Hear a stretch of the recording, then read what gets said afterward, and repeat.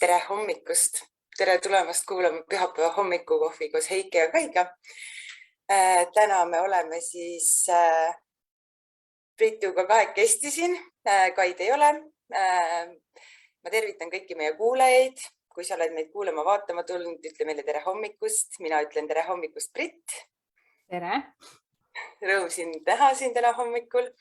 Ja kui sa meid vaatad, siis ütle meile tere hommikust ja muidugi, kui sa arvad, et see meie tänane põnev vestlus võiks huvi pakkuda sinu sõpradele, tuttavatele, siis vajuta kohe siit laivi alt jaga nuppu ja pane see laiv jagama oma Facebooki seinale, et ka sinu sõbrad tuttavad näeksid, millest me täna räägime. Ja nii tore, et sa tulid meiega rääkima, Brit, et mul on väga-väga hea meel sind täna hommikul siin tervitada ja ma võib-olla kohe alguses lähekski selle juurde, et küsiks, kuidas sina oma hommikukohvi jood ja kas sa üldse jood kohvi, sest väga paljud meie külalised ei joo kohvi. Ja, aitäh, mul on ka hullult hea meel siin olla. Kui näete, mul on sein siin kahtlane taga. Ma põgenesin laste eest aiamajja. Mul on 3 last on peamajas, ma ise on aiamajas, et saaks rahulikult rääkida. Jah, joon kohvi. Joon seda niimoodi, et mul on, ütleme, 95% päevadest ma alustan hommikut kohviga ja siis pärast seda lähen jalutama.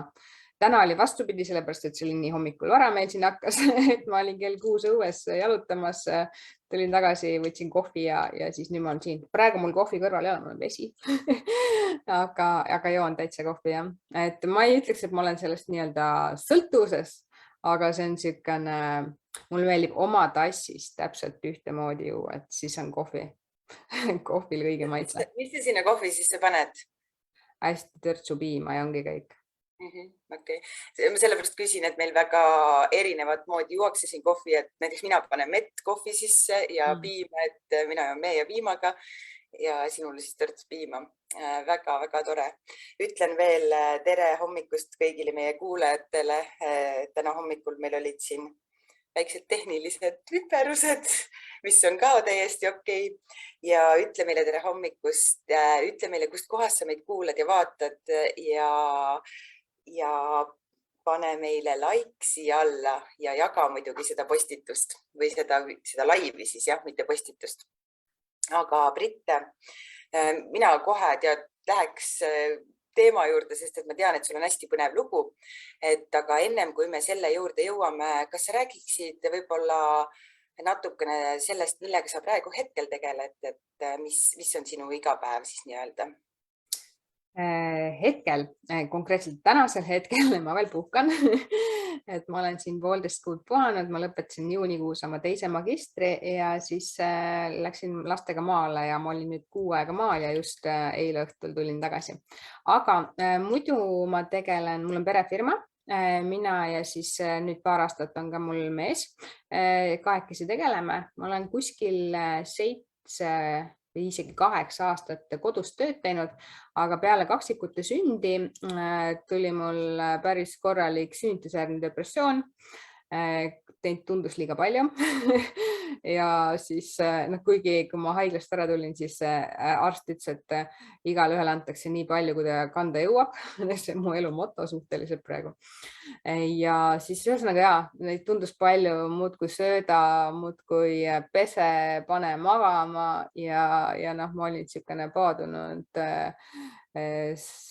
usku, et ma pean kindlasti ise toitma, mitte pudelitoitu andma ja nii ta läks. Ühesõnaga ma olin väga mustas augus.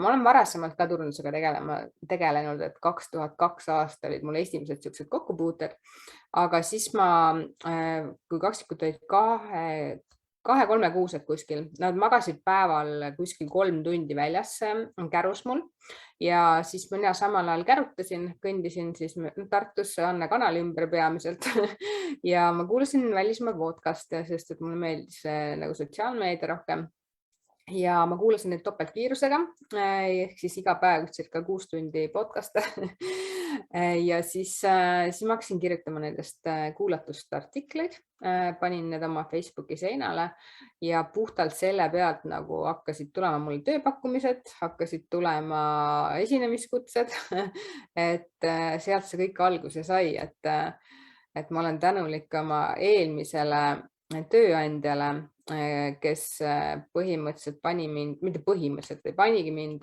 nagu dilemma ette, kas ma kolin Tallinnasse või mind lastakse lahti. Ma olin siis kaksikuid, ootasin samal ajal.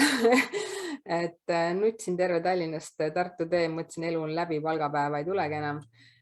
Ja siis jõudsin Tartusse ja mõtlesin, et elu läheb edasi. ja läks ja läheb siiani. Ja täna tegeled sa siis sotsiaalmeediaga või millega sinu perefirma siis täna tegeleb või mis on sinu igapäevane selline amet või see töö või millega teie firma tegeleb? No ma olen 21 aastat koolis käinud ja tulemuseks on see, et mul on 2 magistrit, 1 kutseka cum laude, aga ma istun päevad läbi Facebookis ja Instagramis ja mulle makstakse selle eest. Ehk siis ma teen ettevõtete eest postitusi nii Face'i kui Instasse.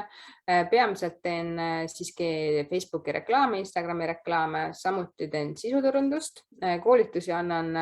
Ma andsin avaliku koolitusi päris palju, mul on ma arvan, et ligi 200 koolitust olen andnud, kuigi ma tohutult kartsin esinemist ikka niimoodi, et ma ei oleks peaaegu oma esimest magistrit lõpetanud, sest et ma istusin vetsus ja ropsisin sõna otseses mõttes. Ja siis, kui mul esimene esinemiskutse tuli, siis ma harjutasin 25 minutit esinemist kuu aega, iga päev. Ja nii ta läks, aga nüüd on okei. Ja siis koolitusi annan, aga mulle rohkem meeldib viimasel ajal anda personaalseid koolitusi ja ettevõtte siseseid, et siis ma saan nagu süübida sellesse, et mis nendele võiks paremini, sest et mul on kogemusi juba aastaid, et ma tean, mis on toiminud, mis ei ole toiminud, et võib-olla sealt nagu, et jah, ma võin klassikoolitusega teha, aga üldiselt ma armastan, et neid, sest mul on nii-öelda klassikoolitusena mul salvestatud videod, et mida saab e-koolitusena vaadata. Aga mees tegeleb mul Google Adsidega ja siis nii ongi, tema jaoks on Google, minu jaoks on Facebook ja Instagram ja sisuturundus. Tundub kõik väga põnev, eriti veel see, et sa ütled, et 21 aastat õppinud, et see tundub nagu nii pikk aeg, et kas arstidki nii kaua õpivad? Aga läheme siit võib-olla siis natukene ajas tagasi ja räägid meile, kuidas see kõik alguse sai. Ma tean, et sa ise ütlesid, et see sai alguse kaksikute sünnist, eks? Või ennem seda natukene. Et räägi meile, kuidas see protsess siis sinu jaoks oli ja mida sa selle aja jooksul siis nii-öelda tegid või ei teinud või tundsid või ei tundnud, et kuidas see teekond sinu jaoks kulges? Hästi lühidalt taustast, et ma olen tegelikult Viljandimaalt 8. klassis, 9. klassi läksin Tallinna spordikooli, praegune Audentese spordikool, sest et ma olin Eesti meister kettas ja odas, siis ma sain vigastuse, siis ma tulin Tartusse, siis ma käisin siin kehakultuuris, tundus loogiline vigastusega. Siis ma sain tööle, ma olin hotellis, restoranis turundusjuht. Ma läksin küll tegelikult adminiks, aga ma järgmisel päeval sain hotelli juhataja asetäitjaks nii mööda minnes. Juhtus kuidagi. Ja siis mul jäi 2 aastat vahele peale bakalaureust, siis läksin magistrisse, kehakultuuri magistrisse, siis seal sain kokku oma praeguse abikaasaga, kes õppis ka kehakultuuris magistris ja kes oli ka sporditee lõpetanud vigastusega. Siis meil sündis 2011 esimene laps, aga ma mõtlesin, et kodus on 1 lapsega igav, siis ma läksin kutsekasse turismikorraldust õppimast. Ma mõtlesin, et ma tegelen turismialal, et oleks nüüd haridust ka saada. Siis ma käisin lapsega nii, et oli mul hällis kaasas, kõigutasin jalaga hälli ja õppisin. Lõpetasin cum laude, käisin isegi presidendi vastuvõtul. Siis ma avastasin, et mulle ei meeldigi see turismivärk, siis ma kandideerisin kohtadele, mis tundusid jaburad, kuhu ma ei ole mul haridust. Siis ma sain tööle raadiosse Ring FM, turunduse kommunikatsiooni juhiks ilma igasuguse kommunikatsioonihariduseta.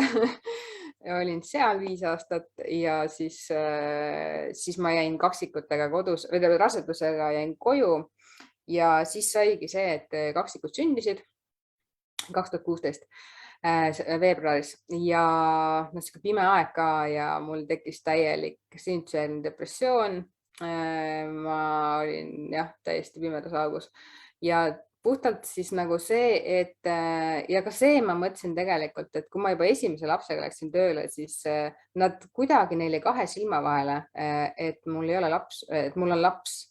Ma mõtlesin, kui ma nüüd 3 lapsega ütlen, et davai, ma tahaks tööle tulla, siis et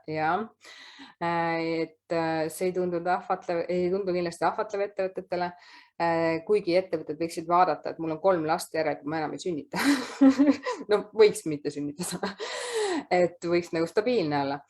Aga ja ma mõtlesin ka ise seda, et tegelikult ma ei taha seda elu, et me hommikul kõik närviliselt topime ennast riidesse, kes läheb lasteaeda, kes läheb kooli, kes läheb tööle, õhtul siis sama ring tagasi, sööme kõhud täis, vaatame väsinult telekat ja magama, et see ei olnud nagu minu unistus ja siis ma hakkasingi tegelema niimoodi aktiivsemalt. Algus võttis tohutult kaua aega selles mõttes, et ma arvasin, et mina ei oska, mina ei tea, kes ütleja mina olen. Ma värvisin isegi oma pea vahepeal tumedaks, sest ma olen niisugune blondiin eluaeg olnud ja siis ma mõtlesin, et inimesed võtavad mind tõsisemalt siis, kui ma olen tumeda peaga, eriti suurfirmade juhid.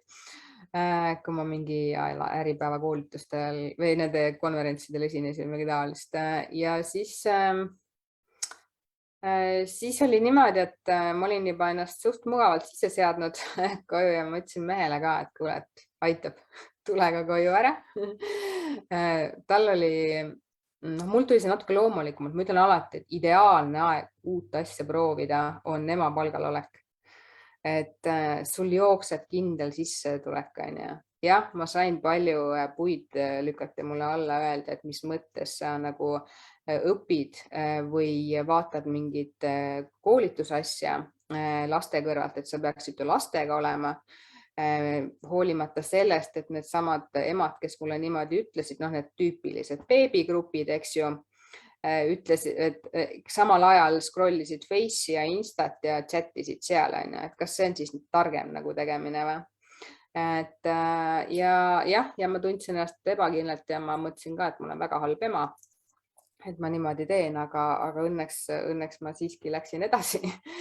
Ja siis ma ütlesin mehele, et kuule, et oleks aeg nüüd, et sa ka koju tuleksid. Et tal läks natukene raskelt, mitte raskelt, aga ta nagu ka kahtles muidugi, ikkagi nagu vaata tüüpiline arusaam, et mees on pere leivatooja ja siis tal ei olnud, mingi baas oli väikselt tekkinud, aga ei olnud niisugust kindlat jalgealust ja siis ta tuli ikkagi ja me mitte kumbki ei kahetse, ma arvan, et see vaba aeg, see oma planeerimine, see nagu põhimõtteliselt ajast ja kohast sõltumatu töö, et peaasi, et internet ja arvuti oleks, et see on kõike seda väärt, et mis sai kaheldud ja et ma hullult julgustaks proovima, kellel vähegi mõte on, et mul meeldib hullult tegeleda väikeste ettevõtetega, kes alles alustavad ja kahtlevad ja ma olen siin paar niisugust, ma ei ole mingi coach, aga nii-öelda coach imise asja teinud, kus ongi väike laste vanemad või emad eelkõige siis võtavad ühendust ja ütlevad, et kuule, et oleks veits julgustust vaja. Et jah, et juba kas või selle pealt, mis ma nii palju jutustan, kas või selle pealt, et ei julgeta nagu, mul on endiselt tunne, et naised ei julge nagu öelda, et nad saavad paremini hakkama, et nad on rohkem raha väärt, sõna otseses mõttes raha väärt, et tunnihinnad ja nii edasi, et seal võiks nagu jah, julgemalt sõna võtta, et elu ei lõppe, kui lapsed sünnivad ja elu ei lõppe ka sellest hetkest, kui sa sünnid naisena. Et jah, see pool. Seda on nagu nii hea kuulata või kuidagi selline julgus, et mõtlengi, et läksid, sa ütled, et sa läksid sinna Star FM-i tööle, endal mingi taristu. Ring FM-i, sorry, et endal nagu mingit haridust ei olnud, et või noh, selle erialast, mis tööd sa sinna tegema läksid, et mina olen kuidagi ka alati nagu võtnud seda, et kui sa midagi väga-väga tahad või sulle midagi väga meeldib teha, siis ma kuulen tihti seda, et aga mul ei ole seda haridust, aga ma ei ole, noh, just see ebakindluse foon käib nagu läbi kogu aeg. Aga tegelikult sinu jutus ma kuulen jälle, et nagu kõik on jälle võimalik, nii et kõik naised, kes te kuulate, kõik on võimalik, kui te väga-väga tahate. Ja, aga see ei tähenda, et ma praegu olen täiesti enesekindel või niimoodi. Kui tulevad suurfirmad, kes tahavad mult teenust, siis mu esimene reaktsioon on, aga mida mul on talle pakkuda? Et ma ei oska. Ja ma olen isegi mitmele kliendile ära ütlen, sest ma lihtsalt ise tunnen, et ma ei julge.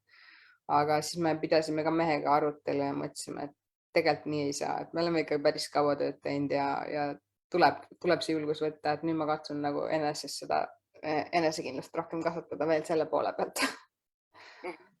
See on see hirmu piirist üle astumine ja tegelikult sa oled seda ju nii palju kordi teinud juba see samm, kui sa tulid ju palgatöölt ära, mees tuli palgatöölt ära, aga võib-olla sa räägid, et mis olid siis need kõige siuksed võib-olla just keerulisemad kohad, et okei, et sina jäid koju ja siis mees jäi koju, et kuidas see alguse sai siis, et jäite mõlemad koju ja siis millal tuli see esimene tööots või kuidas see ettevõtte asutamine siis sul kulges täpselt? Esimene tööots, palgaline tööots. Just oma ettevõttes, läbi oma ettevõtte ja kuidas sa leidsid selle või kuidas sind leiti, et kuidas sa selle punktini jõudsid, sest et jah, et ma saan aru, et sa olid lastega kodus, eks sul ei olnud nagu selles mõttes emapalk jooksis, sul ei olnud nagu otseselt mingit sellist sundlust nii-öelda midagi teha, aga kuidagi sa ju ometigi alustasid ja kuidagi tuli see esimene töö ja sealt hakkas kõik ju edasi minema. Et need, kes on nagu turundushuvilised, teavad sellist gruppi nagu internetiturundus Eestis, Facebookis ja sotsiaalmeediaturundus Eestis. Et ma alguses lugesin kuude kaupa seal, mis on kirjas ja ma ei julgenud mitte midagi ise kirjutada. Siis ma mõtlesin, et ma kirjutan. Mõnda vastust ma ei teadnud, mis seal küsiti, ma guugeldasin ja vastasin. Ja siis sealt, ma mäletan üks hästi tuntud turundaja kunagi kirjutas mulle Facebooki Messengeri, kui me omavahel ei tundnud veel, et kuule, et räägi, kes sa oled. Et meil oli jälle koolitus või konverents, midagi oli seal ja siis öeldi, et see on see heleda peaga naine, kes netis tihti sõna võtab. Et nad ei teadnud mu nime ka, et puhtalt selle pealt. Aga jah, puhtalt selle pealt, et ma sealt võtsin nagu sõna, hakati nagu, hakkasin enda brändi tegema, siis ütleme niimoodi, et alguses enda teadmata, hiljem nagu natukene selle suunitlusega, et ma tegelen sotsiaalmeediaturundusega ja kuna ma teen artikleid, eestikeelseid artikleid turundusteemadel, mul on neid üle 100 kindlasti tasuta lugemiseks, et siis sealt nagu hakati nagu, kas see tuntus tulema. Ja kui julgus tuli, siis ma hakkasin iseennast pakkuma väiksematele koolitusfirmadele ja siis nii ta algust sai, muidugi väga-väga väikse tunnihinnaga, tänapäeval ma ei teeks elu sees siukse hinnaga. Kuigi jah, siin circa 6 aega tagasi tegi üks alustav sotsiaalmeediaturundusagentuur, kes tahtis mul teenust saada, et ma koolitaksin nende töötajad välja, et nad hakkaksid tegema seda asja, mis minagi. Mitte sellepärast ma ei teinud neile koolitust, et nad konkurendiks kasvaks. No seda ma ei karda, konkurents on niikuinii kõigil ja tööd jätkub kõigile. Vaid puhtalt sellepärast, et ta ütles mulle, et mis tunnihind sul on, et tegelikult see ei ole midagi väärt, et YouTube'i asjad on olemas, et sealt saab ka õppida, et siis ma ütlesin, aga palun väga, et mina hindan ennast sellega, et ma põhimõtteliselt 6 aastat iga päev jälgin sotsiaalmeediaturunduse uudiseid, sest mul tuleb iga päev meili peale mõne välismaa suurfirma need teavitused, mis on nagu sellel päeval sotsmeedias juhtunud, et ma hoian silma peal, et kui see sinu jaoks ei ole väärtus, siis jah, võta YouTube'i video ja nii saabki. Et jah, nii on.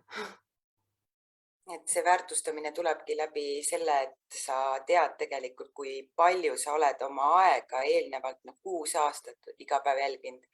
Et tegelikult ma arvan, et sina juba võiksid ennast väga-väga palju väärtustada, et 21 aastat õpinguid, 6 aastat pidevat jälgimist, mis toimub sotsiaalmeedia maastikuturul. Aga sellega ongi see, et kui sa tead, mida sulle meeldib teha ja sa oledki igapäevaselt selle sees, siis sa saadki selles väga heaks ja siis sa saadki tegelikult püsida kõrgemat hinda. Sa ütlesid alguses, et sa alustasid madalama hinnaga, aga see on ka ju täiesti okei, et saada need esimesed kogemused. Ma toon ühe rahalise näite, et seda ilmestada.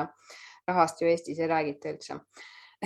Et üks Eesti, ei saa ta firma nime öelda, aga ta on väga-väga suur ettevõte, kõik teavad teda. Ja nad tellisid mult, ta võtsid mult hinnapakkumise 3 koolituse tegemiseks, 3 koolitust, iga koolitus maksimaalselt 1,5 tundi oleks mu esinemine olnud. Ja ma mõtlesin seda, et on nii suur firma, et ma küsin natuke rohkem.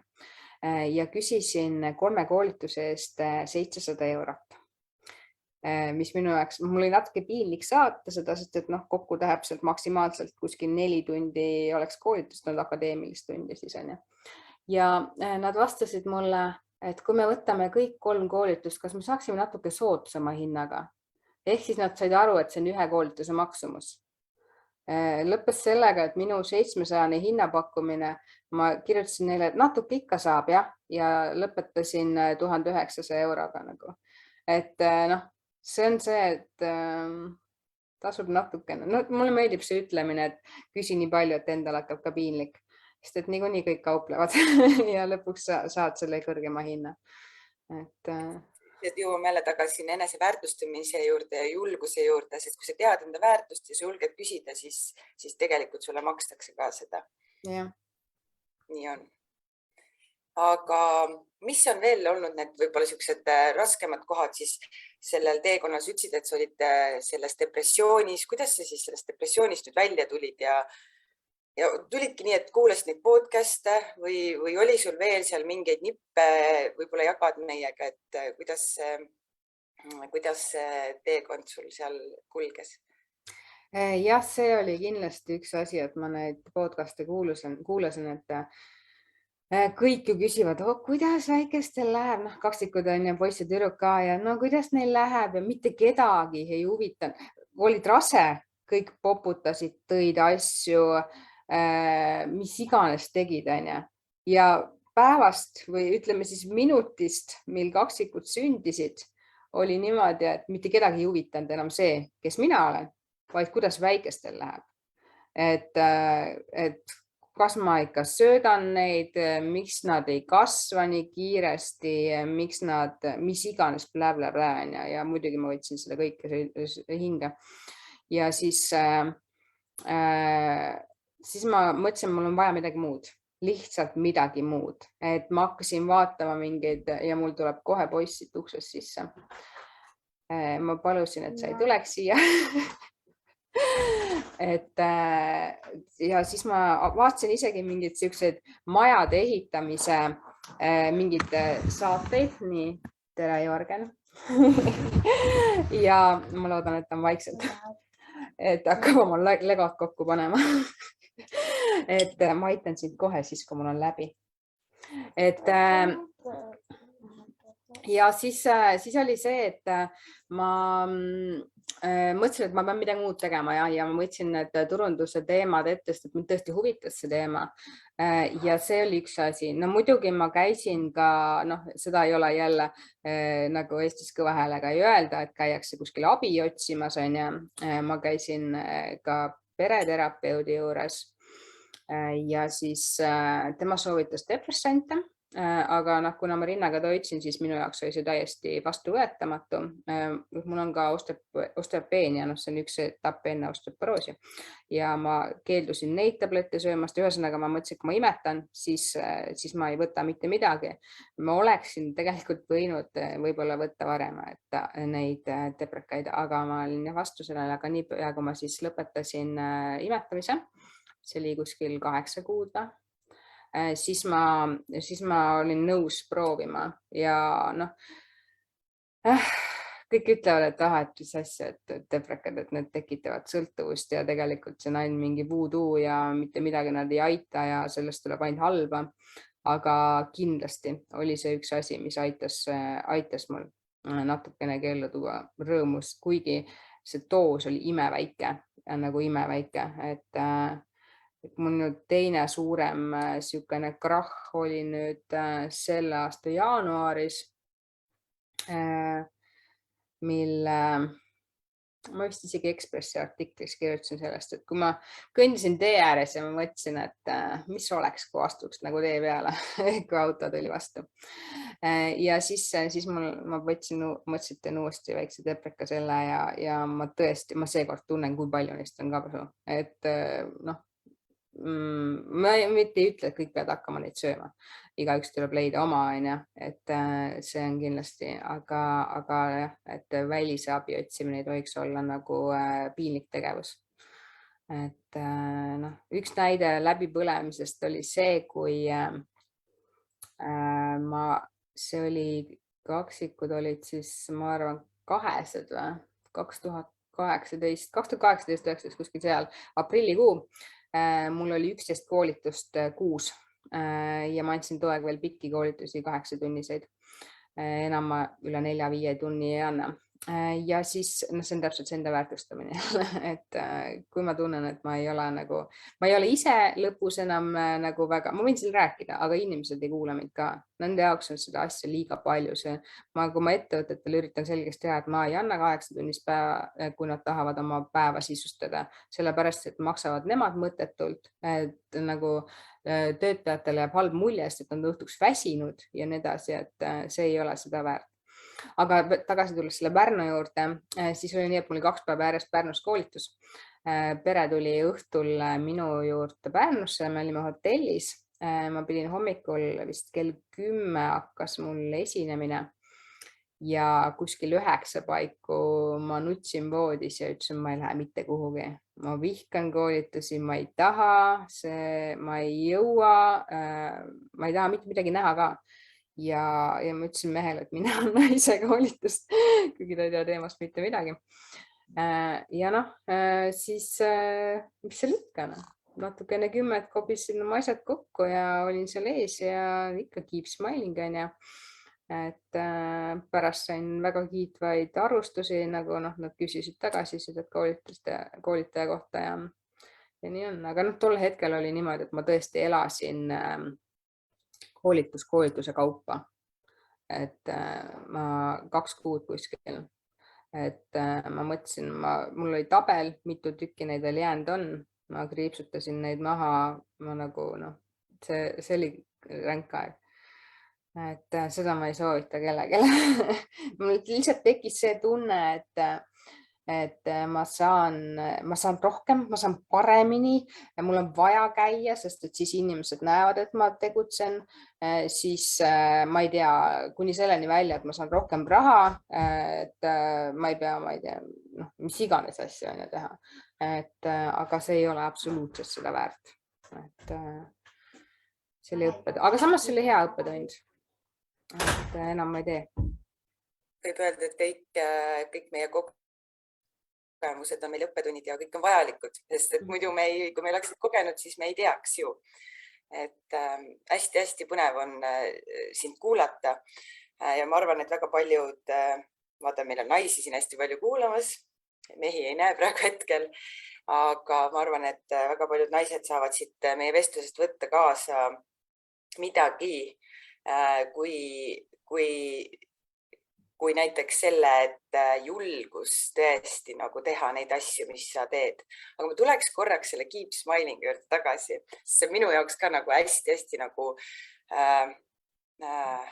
nagu teemakohane või selles mõttes, et me ka ju Kaiga teeme siin neid hommikukohvisid ja mõni hommik ongi selline, et no kohe kuidagi ei taha voodist üles tõusta ja kuidagi ei taha sinna eetrisse minna ja siis ikka tuled ja naeratad ja teed selle hommikukohvi ära või ükskõik mis muu esinemise, mis on parasjagu vaja teha. Et sa ütlesid, et natukene 10 olid sa valmis ja läksid siin esimene. Kas sul on mingi harjutus või teed sa mingit, ma ei tea, on sul midagi, kuidas sa nagu ennast siis viid tagasi sellele, et ma teen selle ära lihtsalt või oskad sa mulle midagi rääkida selle kohta? No ausalt, mul on olnud koolitusi, kus ma põhimõtteliselt räägin, aga ma mõtlen millestki muust. Et niimoodi jah, aga tollel, tegelikult ma tean, et kui koolitus on läbi, mulle tohutult meeldib see tunne. Et see on nagu mõnus, see on siuke rahulolev, tegelikult on inimesed jumala toredad.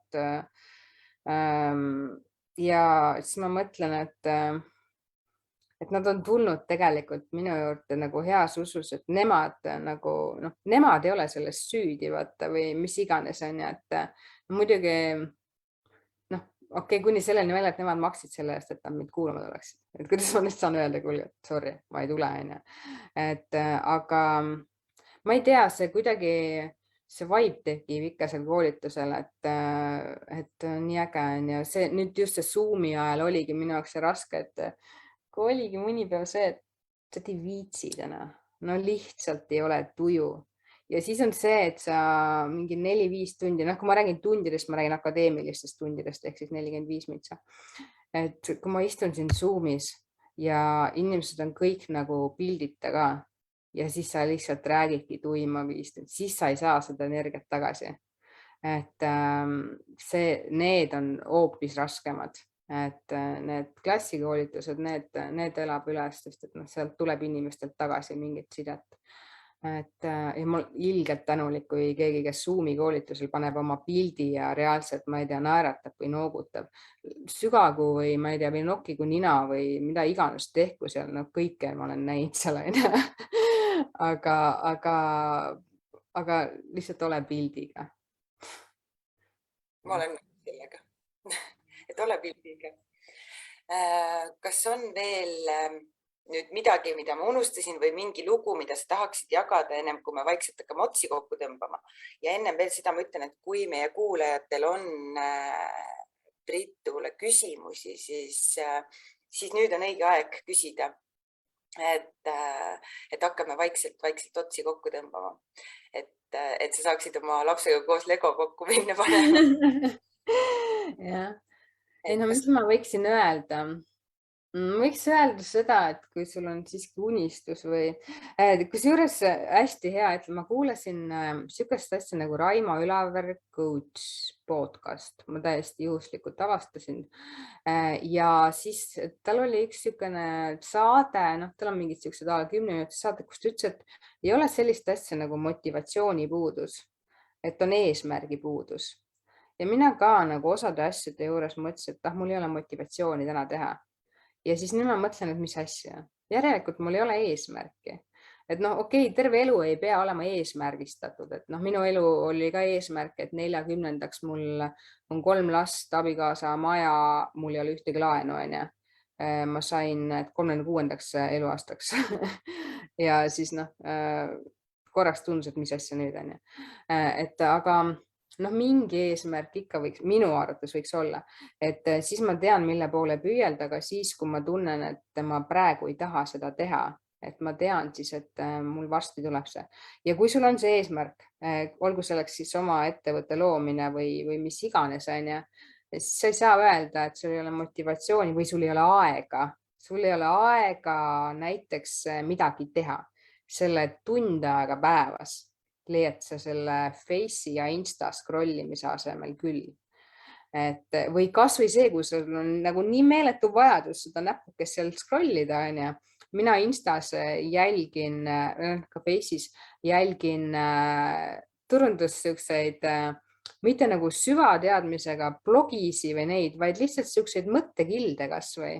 et noh, leia mingid sellised, ja noh, muidugi on noh, see coach imine on hästi popp praegu, eks ju, et kui kellegilt nagu nõu või sihukest julgustust saada, et noh, hästi oluline ka see, et abikaasa kõrval aitaks, siis noh, ongi oma eluga, et ka mina, kui ma alustasin, et mul lapsi oli vaja hoida ja et keegi pidi neid aitama, et tugisüsteem, aga jah, ühesõnaga leiab selle aja, et ma olen täiesti kindel. Kui mitu tundi sa päevas Facebookis ja Instagramis veedad? Hea küsimus, sellepärast, et ma just vaatasin nädal tagasi oma keskmist Instas veedetud aega ja seda, mis ma olen mitte tööalaselt. Ehk siis mitte see, kus ma teen ettevõtetele postitusi ja see oli 1 minut. 1 minut? 1 minut. See on väga-väga hea, et ma ei kujuta ette, kuidas see selle 1 minuti kuus on see või päevas? See on 7 päeva keskmine. 7 päeva keskmine, okei. See on väga hea tulemus. Aga Instas või selles Facebookis ma veedan rohkem aega, sest et see on suur selline uut, noh, nagu infokeskkond minu jaoks, et ma jälgingi neid välismaa blogisid ja ma vaatan sealt, mis on mingid uudiseid tulnud, et noh, tihtipeale just hommikupoole, sellepärast, et USA on ju öösel toimetab ja see hommiku ärkad uute teadmistega. Et selles mõttes ja seal ma veedan rohkem, et aga jah, noh, nendesse uudistesse ei tasu ka väga kinni jääda, ma mõtlengi just, et mingi ala, et noh, ma AK-d pidin kunagi kogu aeg vaatama. Aga nüüd, kui midagi vahele jääb, ei juhtu mitte midagi, elu jääb edasi. Halbade uudiste äpp Postimees on mul telefonis olemas, nii et. Miks ma kutsun teda halbade uudiste äpiks on see, et siin ei tule kunagi, kui tuleb see teavitus siia üles, ei tule kunagi ühtegi head uudist, kogu aeg tuleb sul midagi halba. Midagi juhtub. Ja nii on. Aitäh sulle, Britt. See on väga-väga põnev vestlus. Mina olen väga palju huvitavat ja head enda jaoks siit praegu kaasa võtmas. Ja ma loodan, et meie kuulajad ka. Ennem veel, kui me lõpetame, ma küsin sinu käest, et kas sul on sellised 1-2 igapäevast harjumust, mis aitavadki sul siis hoida ennast selles tegutsemises ja selles voolamises, nendes igapäevastes asjades, et mingid harjumused, mida sa iga päev kindlasti teed näiteks. Ma ei tea, mõnel siin on olnud, et hommikul vee joomine või jooksmine või mis iganes see võib olla. Et on sul mingid sellised igapäevased kindlad tegevused, mida sa teed? Põhimõtteliselt nii kaua, kui ma ennast mäletan, ma olen no ütleme, ma arvan, et ma ei liialda, kui ma ütlen, et ma olen 99% päevadest liigutanud ennast. Et praegu on tüüpiline see, et mul elan Ülenurmes, et teen siin ühte ringi, ühtepidi või teistpidi. Praegu ma olen jälle selles laines, et ma tahan hullult õppida asju, vahest on mul see, et ma ei taha mitte midagi kuulda, pea on paks peas, siis ma kuulan Vikerraadiot või Kuku raadiot. Klappides samal ajal, aga siis, kui mul on see õppimislaine praegu täna ka käisin hommikul jalutamas, siis see ongi see aeg, kus ma saangi mingit infot. Ja ma tahan, ma võiks öelda tegelikult, et natukene sõltuvus sellest, et ma muutun veits närviliseks, kui ma seda teha ei saa. Et võib-olla see ei ole enam tervislik või sükene selline, et jah. Aga samas see on sinu erialaselt väga vajalik. Ma istun päevad läbi tegelikult arvutis. Jah, et siis tegelikult see liigutamine sinna juurde, see on tegelikult väga oluline, et see vahepealse keskkonna muutus ja mingi muu tegevuse tegemine, et muidu istuks ju kogu aeg arvuti taga või telefonis. Aga hakkame vaikselt otsi kokku tõmbama. Kas on sul veel midagi, mida sa tahad öelda meie kuulajatele, kellel on unistus astuda samm edasi ja midagi oma elus muuta, et soovid sa midagi veel öelda, jagada? Ei ole parim hetk alustada, kui juba täna, isegi ütleme tunni aja jaoks. Ja kui keegi tahab suhelda, siis noh, see on täitsa okei. aga palun ärge kirjutage mulle Messengeri. Sest et mul tuleb sinna nii palju kirju kogu aeg ja siis mul on kogu aeg see paanika, et mul on kellelegi vastamata ja siis ma pean kogu aeg meeles pidama, et issand, mul on talle vastamata, ma pean talle vastama. Ja kuna mul käed valutavad praegu, siis ma ei taha nagu telefonis vastata, et ühesõnaga, kui keegi tahab kontakti, siis meili peale, töömeili peale.